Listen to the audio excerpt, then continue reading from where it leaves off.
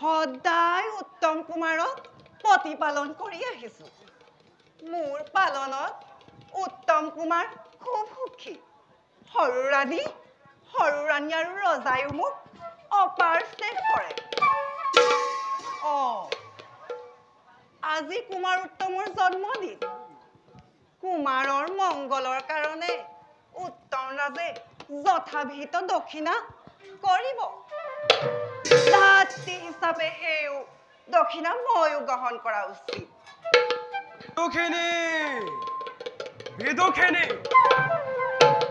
মই তোমাক বাৰে বাৰে এই সৰু ৰাণী কাকত উপস্থিত হ'বলৈ বাধা দিয়াৰ সত্ত্বেও তুমি মোৰ বাধা অতিক্ৰম কৰি বাৰে বাৰে সেই সৰু ৰাণী কাকত উপস্থিত হোৱা আজি মোৰ এক বাধা তুমি আৰু সেই সৰু ৰাণী কাকত উপস্থিত হ'ব নোৱাৰা না মই যে উত্তম কুমাৰক খুব ভাল পাওঁ সৰু ৰাণী আৰু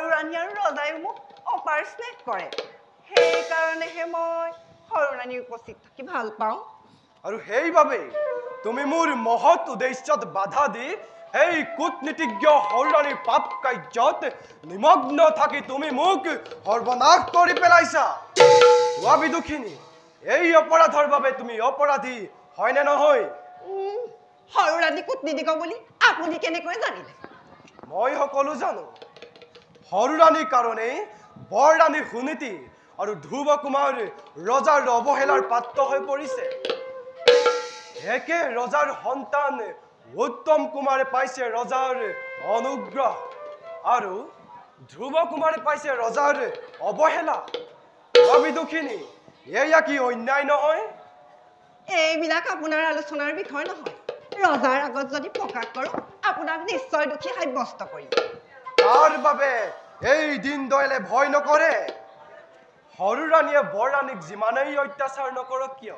জগত হৰিয়ে তেওঁলোকক ৰক্ষা কৰিবই আজি মোৰ শেষ বাধা